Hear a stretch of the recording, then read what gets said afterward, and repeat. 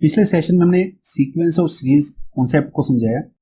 अब हम sequence series के बेस पर वो क्वेश्चंस करने वाले हैं जो आपके एग्जाम्स में आ सकते हैं। तो पहले हम लेवल 1 के क्वेश्चंस करने वाले हैं, मतलब वो क्वेश्चंस जो डायरेक्ट कॉन्सेप्ट्स के ऊपर बेस हैं। आप फॉर्मूलाज का यूज करके क्वेश्चंस को सोल्व कर सकते हैं, ठीक है। तो लेवल 1 के कैटेगरी में फर्स्ट प्रॉब्लम कर रहे हैं। फर्स्ट प्रॉब्लम क्या है, देखिए, if the third 15th and the last term of an AP are 4, 8 and 8 respectively, ठीक है। तो देखिए, हमें तीन टर्म दी हुई है। तीन टर्म कौन कौन सी दी हुई है? एक हमें दी हुई है T third term. T third term मतलब a प्लस 2d होता है, आपको पता है। तो ये हमें दिया हुआ है 4। ऐसी 15 टर्म दी हुई है। 15 टर्म क्या होता है, आपको पता है।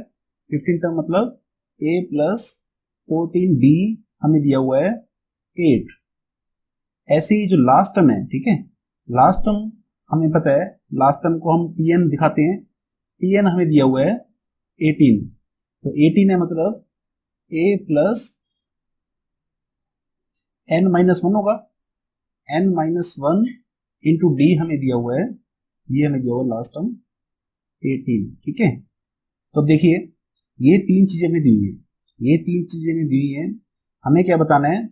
Number of terms in the sequence. तो सीक्वेंस में कितनी टर्म्स हैं, ठीक है, सीक्वेंस में कितनी टर्म्स हैं वो हमें बताना है। तो ये ऑप्शंस हमें दिए हुए हैं। इन ऑप्शन में से कौन सा ऑप्शन करेक्ट है वो ऑप्शन हमें बताना है। तो कैसे बताएंगे? देखिए, अगर हम इन दो इक्वेशन को सोल्व कर लें, ठीक है, इन दो इक्वेशन को सोल्व कर लें तो हमें ए और डी मिल जाएगा, ठीक है। इन दो इक्वेशन को सोल्व करेंगे, हम ए और डी पता कर सकते हैं, ठीक है। कैसे पता करेंगे?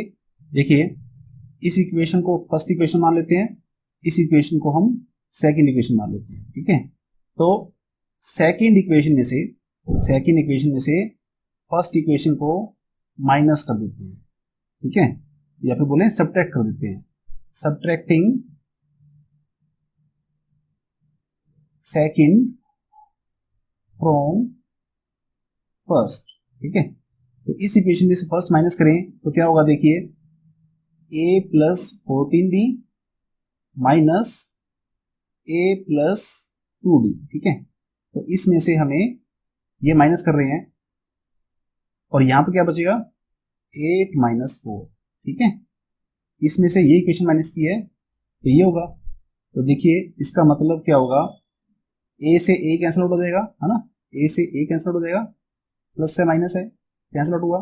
14d 2d, 14d में से 2d माइनस होंगे, बाहर माइनस है, तो क्या बचेगा? 12d। 12d किसके इक्वल आएगा? 4 के इक्वल आएगा। इसका मतलब d क्या आएगा? d आएगा हमारा 4 डिवाइड बाई 12। इसे सोल्व करें तो क्या आता है? 1 डिवाइड बाई 3, ठीक है। तो d हमारा जो आया 1/3 आया। देखिए, d की इस वैल्यू को आप या तो इस इक्वेशन में डाल दीजिए या फिर इस इक्वेशन में डाल दीजिए। इसी इक्वेशन में डाल दो आपको a की वैल्यू मिल जाएगी। तो देखिए, हम फर्स्ट इक्वेशन में d की वैल्यू डाल देते हैं। तो देखिए, फर्स्ट इक्वेशन, ठीक है, इस इक्वेशन में d की वैल्यू डालने पर क्या होगा? a प्लस d की जगह हम 1/3 डालेंगे इक्वल टू 4। यहां से a क्या होगा? a हमारा होगा 4 माइनस 2/3, है ना। 2/3 वहां जाएगा तो क्या होगा? 4 माइनस 2/3। इसे सिंप्लीफाई करें तो क्या होगा? 3 होगा। और ये 12 माइनस 2, तो इसका मतलब 10/3, ठीक है। तो a की वैल्यू क्या है? a की वैल्यू हमारी 10/3 है। तो हमें d पता चल गया और a पता चल गया।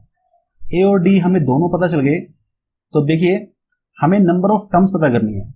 हमारे पास a जो है वो है 10/3 और d है 1/3। तो हमें नंबर ऑफ टर्म्स पता करने हैं। नंबर ऑफ टर्म्स कैसे पता करें? हमें tn, ठीक है, मतलब लास्ट टर्म हमें दी हुई है। लास्ट टर्म का फॉर्मूला क्या होता है, आपको पता है। nth टर्म का फॉर्मूला हमारे पास ये होता है। ये टर्म हमें दी हुई है, लास्ट टर्म हमें दी हुई है कितनी? 18, a हम निकाल चुके हैं 10/3, n हमें पता करना है, नंबर ऑफ टर्म हमें पता करने हैं, d 1/3 है। तो यहां से अब n निकाल सकते हैं हम। तो देखिए यहां से हम क्या करेंगे, यहां से हम 1/3 कॉमन लेते हैं, अंदर क्या बचेगा 10 प्लस n-1, ठीक है। अब देखिए यहां पर ये मल्टीप्लाई होगा तो क्या होगा 54, यहां पर क्या बचेगा 9 प्लस n, इसका मतलब n क्या आया, n हमारा आएगा 54 माइनस 9, तो इसकी वैल्यू क्या है, इसका मतलब n हमारा आया 45, इसका मतलब बी ऑप्शन जो है ये ऑप्शन हमारा करेक्ट ऑप्शन है। सेकंड प्रॉब्लम में क्या दिया हुआ है, if the sum of 3 numbers in AP is -3, ठीक है। तो एपी सीरीज के अंदर हमें 3 नंबर्स का सम -3 दिया हुआ है, ठीक है, और उनका प्रोडक्ट जो है मतलब उन 3 नंबर का मल्टीप्लिकेशन की जो वैल्यू दी हुई है वो 8 दी हुई है। तो नंबर्स क्या हैं, ठीक है, वो 3 नंबर्स क्या हैं इन ऑप्शंस में से हमें बताना है। तो देखिए आपको पता है कि एपी सीरीज में नंबर्स तो वैसे हमारे ये होते हैं, क्या होते हैं, ए प्लस डी, और नेक्स्ट नंबर होता है a प्लस 2d, ठीक है। एपी सीरीज में नंबर्स का सीक्वेंस ही होता है, लेकिन जब आपको बताया पिछले सेशन में हमने आपको बताया था कि जब भी 3 नंबर्स का क्वेश्चन आए, ठीक है, एपी सीरीज के अंदर जब भी 3 नंबर्स का क्वेश्चन आए तो बेटर है कि आप सीक्वेंस को क्या माने, सीक्वेंस को हमने ये मानना है, ठीक है, a माइनस डी, ए और a प्लस डी, ठीक है। तो 3 नंबर का क्वेश्चन आए, जब भी 3 नंबर का एपी का सीक्वेंस आए तो आप इस सीक्वेंस को माने, इस सीक्वेंस को मारने से आपका प्रॉब्लम जल्दी सॉल्व होता है, ठीक है। तो 3 नंबर्स हम ये मानेंगे। अब देखिए पहली कंडीशन, ठीक है, जो पहली कंडीशन दी हुई है वो ये दी हुई है 3 नंबर्स का सम जो है ना, 3 नंबर्स का सम -3 है, ठीक है।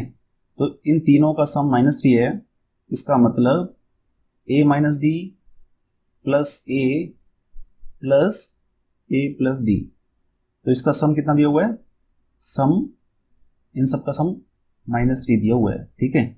तो अब इसका मतलब है माइनस डी से माइनस डी कैंसिल आउट हुआ, तो यहां से हमारा 3a जो है, 3a की वैल्यू हमारी -3 है, इसका मतलब a की वैल्यू जो है, a की वैल्यू -1 है, ठीक है। तो a हमारा -1 है। देखिए सेकंड कंडीशन क्या दी हुई है, सेकंड कंडीशन हमें दी हुई है इन तीनों नंबर्स का प्रोडक्ट मतलब मल्टीप्लिकेशन, तीनों नंबर्स का मल्टीप्लिकेशन 8 है, तो इसका मतलब a minus D into a plus D, ठीक है। तो तीनों नंबर्स की मल्टीप्लिकेशन हमें दी हुई है 8। तो देखिए ये जो दोनों नंबर हैं, ठीक है, a minus D, a plus D, आपको पता है ये कौन सी आइडेंटिटी से मैच कर रहे हैं, ये हमारा a माइनस बी और a प्लस बी आइडेंटिटी से मैच कर रहे हैं। आपको पता है a minus B into a plus B क्या होता है, a square minus B square, ठीक है। इसका मतलब ये दोनों क्या है, ये दोनों मिलाकर हम बोल सकते हैं कि क्या है, a square minus D square, ठीक है, क्योंकि यहाँ b नहीं है, यहाँ पर d है, तो यहाँ पर d आएगा, ठीक है। तो इन दोनों को मिलाकर हमने क्या लिख लिया, a square minus D square, और साथ में क्या हुआ है, साथ में हमारा a लगा हुआ है, ठीक है। तो 8 के बराबर है। अब देखिए a की वैल्यू -1 हम निकाल चुके हैं, है ना, a की वैल्यू -1 हम निकाल चुके हैं। तो इस इक्वेशन में हम a की वैल्यू पुट कर देते हैं। तो देखिए -1 है ना, a की वैल्यू हमने पुट कर दी, और ये जो है a square minus D square 8 के इक्वल है। तो इसे सोल्व करें तो क्या होगा, -a square plus D square क्या होगा 8 के इक्वल, ठीक है। देखिए यहां हमने a की वैल्यू पुट की है, तो यहां भी हमें a की वैल्यू पुट कर देते हैं, ठीक है, यहां भी a की वैल्यू पुट करनी थी हमें। तो देखिए, तो अब देखिए अब हम सोल्व करते हैं इसे। -1 होगा, है ना, -1, ये 1 है, -1 इंटू 1 -1 प्लस डी स्केयर 8 के इक्वल होगा। यहां से डी स्केयर निकालेंगे तो क्या होगा, 8 प्लस 1, तो मतलब डी स्केयर क्या आया, डी स्केयर हमारा 9 आया। डी स्केयर 9 आया तो इसका मतलब डी की वैल्यू क्या होगी, डी की वैल्यू +3 भी हो सकती है और -3 भी हो सकती है ना। डी की वैल्यू +3 भी हो सकती है और -3 भी हो सकती है, क्योंकि +3 का स्केयर भी 9 होता है और -3 का स्केयर भी 9 होता है, ठीक है। तो डी की दो वैल्यू हो सकती हैं, डी की वैल्यू +3 भी होगी, है ना, और डी की वैल्यू -3 भी होगी। लेकिन अगर डी की वैल्यू +3 है, अगर डी की वैल्यू +3 है तो फिर ए की वैल्यू क्या होगी, तो फिर तीनों टर्म्स क्या होंगी, ठीक है, 3 टर्म्स निकालनी है। तो ए की वैल्यू हमें पता है, ए की वैल्यू तो -1 है, डी की वैल्यू अगर +3 हो तो 3 टर्म्स जो हैं वो क्या क्या हैं, हमने 3 टर्म्स जो मानी थी, 3 टर्म्स हमने मानी है a - d, a plus D, ठीक है, ये 3 टर्म्स मानी है। तो अगर d +3 है तो तीनों टर्म्स क्या क्या है, फिर देखिए a हमारा -1 है, तो a की जगह -1 पुट कीजिए। अब d की जगह आप क्या पुट कीजिए, +3 है तो ये -d है, तो मतलब d की जगह तो हम 3 पुट करेंगे। अब a -1, a प्लस डी मतलब +3, तो इसका मतलब 3 टर्म्स जो हैं, तीनों टर्म कौन कौन सी हैं, पहली टर्म है -4, अगली टर्म है -1, अगली टर्म है 4।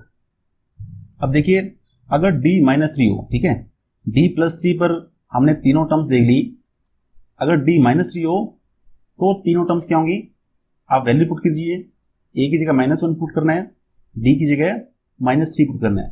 तो देखिए a की जगह -1 पुट किया, d की जगह -3 पुट करेंगे तो माइनस माइनस प्लस हो जाएगा, यहां पर -1 आएगा, यहां देखिए a की जगह -1, d की जगह -3। तो अब 3 टर्म्स क्या होंगी, 3 टर्म्स ये होंगी, ठीक है। तो 2 केस होंगे, d +3 के लिए 3 टर्म्स ये होंगी, d -3 के लिए 3 टर्म्स ये होंगी। तो इन दोनों अगर हम देखेंगे, इन दोनों में से जो ऑप्शन दिया होगा वो ऑप्शन हम चूज करेंगे। तो देखिए -4 -1 2, तो ये ऑप्शन हमें दिया हुआ है, तो मतलब ये ऑप्शन हमारा करेक्ट ऑप्शन है। थर्ड प्रॉब्लम देखिए स्टूडेंट्स, थर्ड प्रॉब्लम क्या दी हुई है, if the 4 parts of the number 32 are in AP and the ratio of the product of extremes to the product of means is 7:15, then the numbers are, तो देखिए हमें क्या दिया हुआ है, हमें बोला गया है कि 32 नंबर को, ठीक है, ये नंबर है 32 नंबर को 4 पार्ट्स में ऐसे डिवाइड करना है ना। 32 नंबर को 4 पार्ट्स जो हैं वो AP में है, ठीक है, और उनका एक्सट्रीम का प्रोडक्ट जो है और मीन का जो प्रोडक्ट है, ठीक है, एक्सट्रीम का प्रोडक्ट और मीन का प्रोडक्ट 7:15 है। तो नंबर्स क्या क्या हैं वो हमें बताने हैं। तो देखिए पहली तो बात, जब भी AP सीरीज में, ठीक है, जैसे हमने पिछले क्वेश्चन में आपको बताया था, जब भी AP सीरीज में 3 नंबर का क्वेश्चन आए तो हम मानते हैं कि a - d, a और a + d, ठीक है। ऐसे ही अगर 4 नंबर का क्वेश्चन आए, है ना, AP सीरीज में 4 नंबर्स हों तो हम उसे क्या मानना चाहिए, हमें मानना चाहिए a - 3d, a - d, a + d और a + 3d। तो देखिए 3 नंबर्स जब हों, AP सीरीज में 3 नंबर्स का क्वेश्चन आया हो तो आपको 3 नंबर्स ये मानने हैं। अगर AP सीरीज में 4 नंबर्स का क्वेश्चन हो, ठीक है, 4 नंबर्स AP सीरीज में दिए हो तो आपको 4 नंबर्स ये मानने हैं। ऐसा क्यों करते हैं, ऐसा इसलिए करते हैं ताकि हमारी कैलकुलेशन जो है, हमारी कैलकुलेशन ईजी हो, इसलिए हम इन नंबर्स को मानते हैं, ठीक है। तो देखिए आप नंबर तो कुछ भी मान सकते हैं, 4 नंबर आप ये मान सकते हैं कि ए प्लस डी, ए प्लस 2d, ए प्लस 3d, ठीक है, क्योंकि एपी का सीक्वेंस तो ऐसे ही होता है ना, हम जो मानते हैं। लेकिन एपी कंडीशन क्या होती है? एपी की कंडीशन ये होती है कि दो टर्म्स का, ठीक है, हर दो टर्म्स का डिफरेंस जो है वो सेम होना चाहिए, है ना, डिफरेंस कॉमन होना चाहिए, तो एपी बनती है ना। तो आप अगर आप यहाँ देखें, यहाँ डिफरेंस कॉमन है, इन दो टर्म्स में अगर डिफरेंस देखें, इन दो टर्म्स में डिफरेंस 2d का डिफरेंस है, ठीक है, इन दो टर्म्स में डिफरेंस 2d का है। ऐसी इन दो टर्म्स में डिफरेंस जो देखोगे, इन दो टर्म्स में डिफरेंस ये भी 2d है, इन दो टर्म्स में डिफरेंस देखोगे ये भी 2d है। तो कैलकुलेशन इजी करने के लिए, ठीक है, कैलकुलेशन इजी करने के लिए 4 नंबर के केस में हम एपी सीरीज ये मानते हैं, 3 नंबर्स दिए हों तो हम एपी सीरीज या फिर सीक्वेंस हम इसे लेते हैं, ठीक है। तो 4 नंबर में डिवाइड करना है 32 को, 4 नंबर्स हैं जो एपी में है, तो हम क्या बोलेंगे, कौन से नंबर हैं? हम बोलेंगे, हम मानते हैं कि 4 नंबर्स के हैं a minus 3d, a minus d, a plus d और a प्लस 3d, ठीक है। तो ये 4 नंबर्स हैं जो कि एपी सीरीज में है और ये 4 नंबर 32 का पार्ट है। तो देखिए, ये 4 नंबर्स को हमने, इन 4 नंबर्स को हमने एपी सीक्वेंस माना है और ये 4 नंबर्स हम मानते हैं कि 32 का पार्ट है, ठीक है। तो कंडीशन क्या दी हुई है? कंडीशन हमें दी हुई है, पहली कंडीशन तो यही है, पहली कंडीशन ये क्या है? पहली कंडीशन ये है कि ये चारों मिलकर, ठीक है, ये चारों मिलकर 32 बनाते हैं। अब कहने का मतलब है ये चारों का सम जो है, ठीक है, चारों टर्म्स का सम 32 है। चारों टर्म्स का सम 32 है, तो इसका मतलब इसे सोल्व करें, सोल्व करें, देखिए -3d से +3d कैंसिल आउट होता है ना, ये कैंसिल आउट हुआ। ऐसे ही -d से +d कैंसिल आउट हुआ, तो इसका मतलब 4a किसके इक्वल है? 32 के। यहाँ से a निकाल सकते हैं, a क्या होगा? 32/4, मतलब a जो है 8 है, ठीक है। तो a हमें पता चल गया, a कितना है? a 8 है। अब देखिए सेकंड कंडीशन क्या दी हुई है? सेकंड कंडीशन दी हुई है product of extremes divide by product of means, मतलब प्रोडक्ट ऑफ एक्सट्रीम और प्रोडक्ट ऑफ मीन्स, इनका रेशो हमें दिया हुआ है 7/15। तो प्रोडक्ट ऑफ एक्सट्रीम का क्या मतलब है? एक्सट्रीम क्या होते हैं? एक्सट्रीम मतलब जो अपोजिट कॉर्नर होते हैं, ठीक है, अपोजिट कॉर्नर को हम एक्सट्रीम बोलते हैं। तो मतलब ये दो टर्म्स जो हैं, ये दो टर्म्स एक्सट्रीम है और ये जो बीच वाली टर्म्स होती हैं उसे हम मीन बोलते हैं, ठीक है। तो ये दो एक्सट्रीम है, ये दो मीन है। तो हमें क्या दिया हुआ है? इन दोनों का प्रोडक्ट, ठीक है, इन दोनों का प्रोडक्ट जो है डिवाइड बाय इन दोनों का प्रोडक्ट, है ना। तो इसकी रेशो हमें दी हुई है 7/15, ठीक है। तो ये हमें कंडीशन दी हुई है। तो इसका मतलब क्या है? a minus 3d into a plus 3d divide by इन दोनों का प्रोडक्ट a माइनस डी और a प्लस डी। तो ये हमें दिया हुआ है 7/15। इसका मतलब इसे सोल्व करें, सिंप्लीफाई करें तो क्या होगा? ये a माइनस बी की फॉर्म में है, ये a प्लस बी की फॉर्म है। तो a minus B, a plus B, इसे हम क्या बोलते हैं? a square minus B square. b क्या है इस केस में? b 3d है, तो मतलब 3d का स्क्वायर, ठीक है। ऐसे यहाँ पर b जो है b है, तो इसका मतलब a square minus b square, तो ये कितना है? 7/15। अब देखिए फर्स्ट कंडीशन में a निकाल चुके हैं, ठीक है, फर्स्ट कंडीशन से हम a की वैल्यू निकाल चुके हैं। a की वैल्यू क्या आई थी हमारी? a की वैल्यू 8 आई थी, ठीक है। तो a की वैल्यू 8 इस इक्वेशन में पुट कर देते हैं, है ना। यहाँ पर a की वैल्यू 8 पुट कर दें तो मतलब 64 होगा ये, है ना, ये 64 हो जाएगा। यहाँ पर क्या होगा? ये 9d स्क्वायर हो जाएगा। ऐसे यहाँ पर भी 64 होगा और यहाँ पर d स्क्वायर होगा, तो मतलब 7/15। तो देखिए आगे क्या करेंगे। आपको पता है जब भी फ्रैक्शन हो, ठीक है, जब भी फ्रैक्शन हो और बीच में इक्वल साइन हो, ठीक है, फ्रैक्शन हो और बीच में इक्वल साइन हो तो हम क्या करते हैं, हम क्रॉस मल्टीप्लाई करते हैं।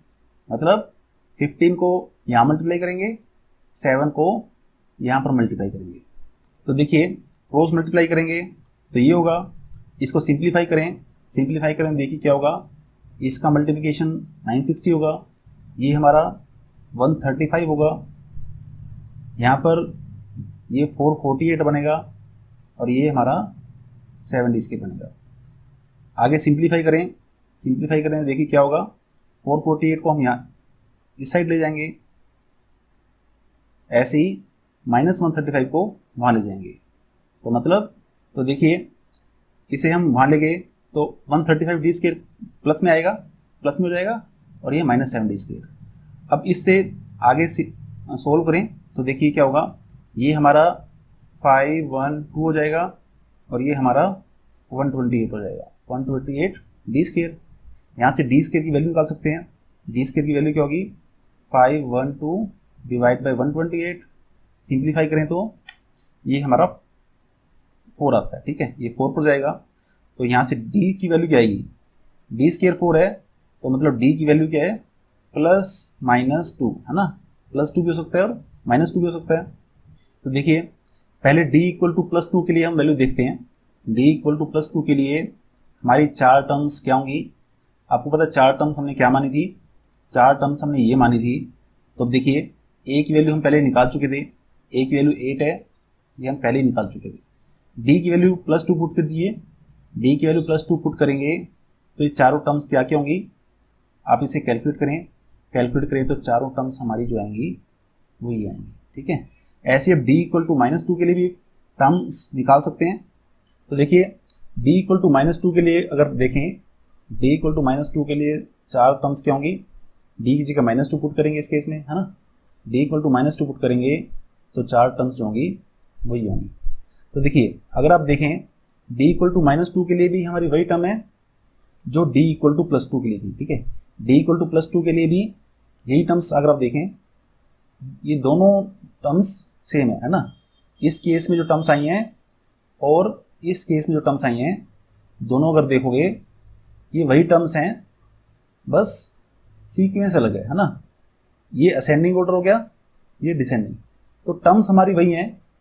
तो ऑप्शंस देखते हैं तो देखिए ये वाला सीक्वेंस दिया हुआ है, ये वाला सीक्वेंस दिया हुआ है, तो हम डी ऑप्शन चूज करेंगे, तो बी ऑप्शन हमारा करेक्ट ऑप्शन है।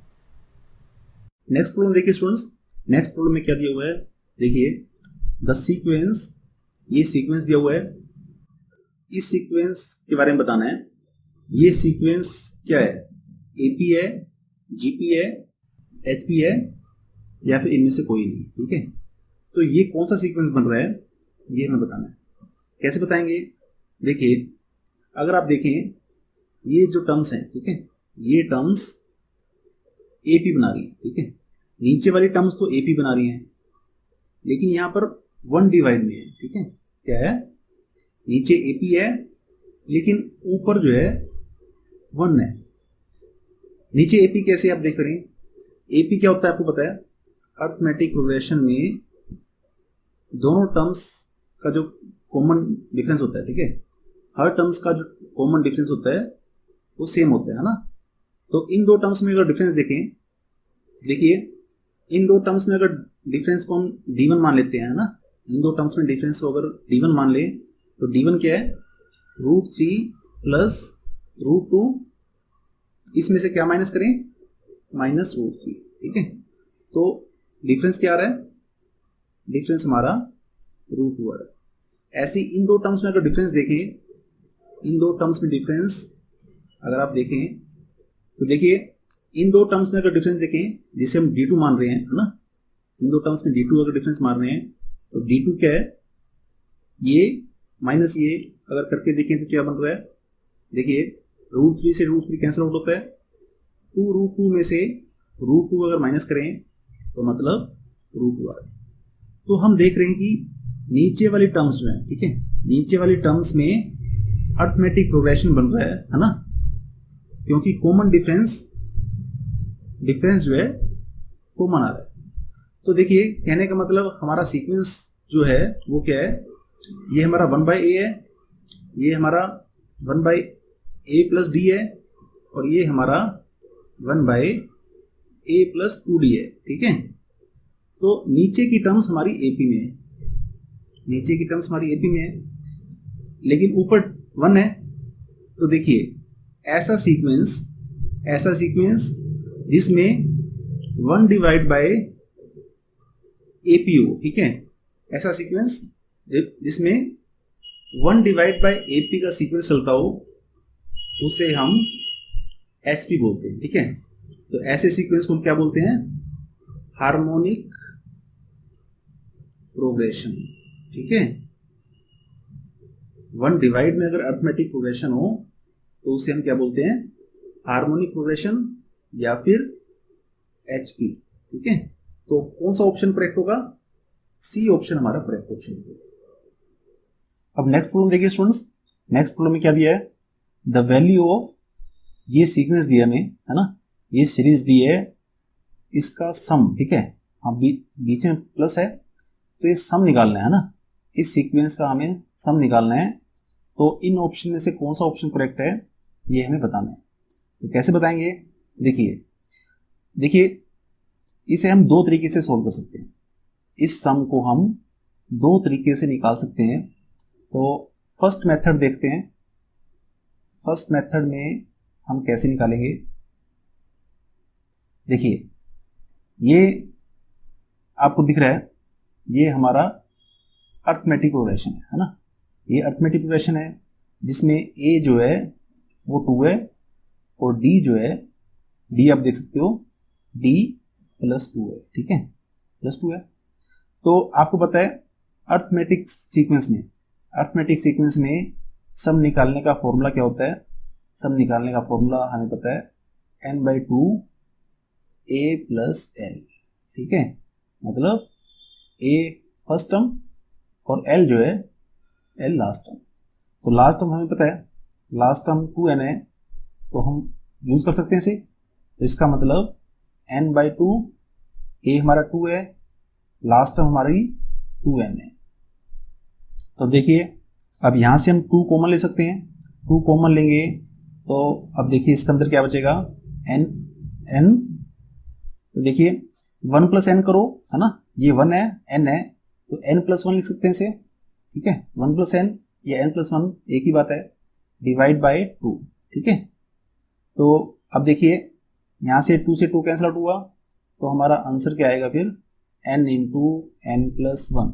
ठीक है, तो ये हमारा आंसर है। तो डी ऑप्शन जो है, डी ऑप्शन हमारा करेक्ट ऑप्शन है। अब देखिए इसे हम दूसरे तरीके से भी कर सकते हैं, दूसरे मेथड से इस सम को कैसे निकाल सकते हैं। देखिए अल्टरनेट मेथड या फिर दूसरा मेथड क्या है इस सीक्वेंस को निकालने का। हमें सीक्वेंस जो दिया हुआ है वो ये दिया है 2 + 4 + 6, लास्ट टर्म हमें दी हुई है 2n। ठीक है, तो ये सीक्वेंस है जिसका हमें सम निकालना है।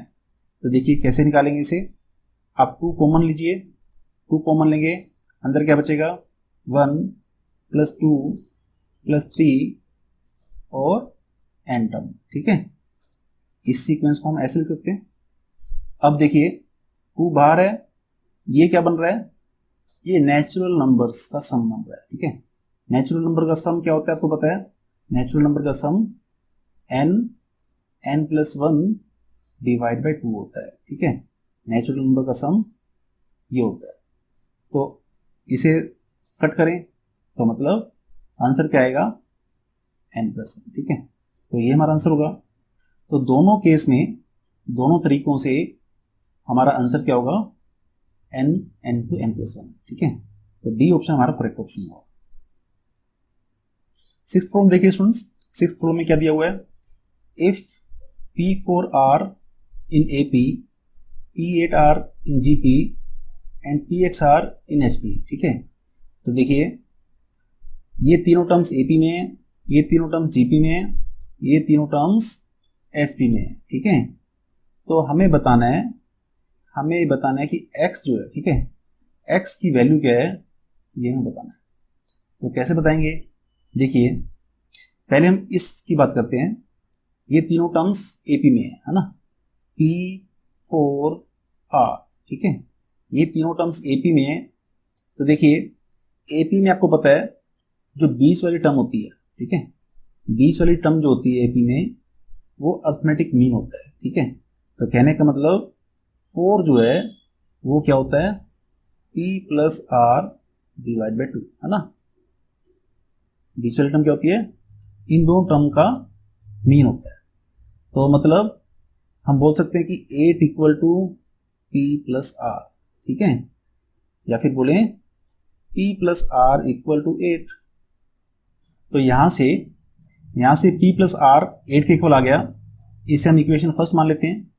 अब देखिए सेकंड जो सीक्वेंस दिया हुआ है, ये सेकंड सीक्वेंस ये जीपी में है, ठीक है। तो देखिए पहले हमने इस सीक्वेंस की बात की, इस सीक्वेंस की बात की है, तो हमने इस सीक्वेंस से ये इक्वेशन निकाल ली, ठीक है। इस सीक्वेंस से हमने ये इक्वेशन निकाल ली। अब हम इस सीक्वेंस की बात कर रहे हैं, तो यहाँ हम इस सीक्वेंस की सेकंड इक्वेशन निकाल लेंगे। देखिए इस सीक्वेंस की इक्वेशन क्या बनेगी, इस सीक्वेंस की इक्वेशन देखिए P8R, ये तीनों जो है ना, ये तीनों टर्म्स जीपी में है, ठीक है। आपको पता है अगर टर्म्स जीपी में हो, अगर टर्म जीपी में हो तो जो बीच वाली टर्म होती है ये जीएम होती है, ठीक है। क्या होती है, जीएम या फिर ज्योमेट्रिक मीन। ज्योमेट्रिक मीन मतलब क्या होता है, किसका, इन दोनों टर्म्स का, ठीक है। बीच वाली टर्म्स इन दोनों टर्म्स का ज्योमेट्रिक मीन होती है। क्या होता है, रूट PR, ठीक है। मतलब इस और इस टर्म का स्क्वायर रूट होता है, ठीक है, इस और इसका स्क्वायर रूट होता है। तो ये क्या है 8, ठीक है। बीच वाली टर्म जीएम होती है इन दोनों टर्म का, तो मतलब 8 equal to square root PR। तो यहां से हम इसका स्क्वायर रूट करें या फिर बोले स्क्वायर करें, ठीक है, इनका स्क्वायर करें तो क्या होगा 64 इक्वल टू PR। दोनों साइड स्क्वायर किया तो हमारा ये आ गया, इसे हम सेकंड इक्वेशन मान लेते हैं, ठीक है। तो देखिए इस सीक्वेंस से हमने ये इक्वेशन निकाल ली, इस सीक्वेंस से ये वाली इक्वेशन निकाल ली। अब जो थर्ड सीक्वेंस दिया हुआ है, थर्ड सीक्वेंस हमें दिया हुआ है PXR। अब देखिए PXR जो है, PXR HP में है, ठीक है। PXR जो है ये HP में है, मतलब हार्मोनिक प्रोग्रेशन में है। तो हार्मोनिक प्रोग्रेशन में जो बीच वाली टर्म होती है, हार्मोनिक प्रोग्रेशन में जो बीच वाली टर्म होती है वो हार्मोनिक मीन होती है, ठीक है। HP या फिर हार्मोनिक प्रोग्रेशन में बीच वाली टर्म हार्मोनिक मीन होती है या फिर HM होती है। तो क्या होता है, वो इन दोनों टर्म्स का हार्मोनिक मीन होता है। बीच वाली टर्म इन दोनों टर्म्स का हार्मोनिक मीन होता है। तो मतलब हार्मोनिक मीन किसके इक्वल होता है, हार्मोनिक मीन जो होता है 2PR, ठीक है, इन दोनों का प्रोडक्ट डिवाइड बाय P+R, ठीक है। तो इसका मतलब x जो है, x क्या है 2PR डिवाइड बाय P+R है। तो देखिए PR, यहां से देखिए PR हमने निकाला है 64, ठीक है, PR हमने 64 निकाला है, और P+R हमने निकाला है 8, ठीक है। P+R हमने 8 निकाला है, तो 8 पुट कर दिया। अब देखिए सिंप्लीफाई करें, ये हमारा 8 पर जाएगा, 8 पर जाएगा तो हमारा आंसर क्या आ रहा है फिर 16, ठीक है। तो 16 आंसर आ रहा है। तो कौन सा ऑप्शन करेक्ट है, ए ऑप्शन हमारा करेक्ट ऑप्शन है, ठीक है।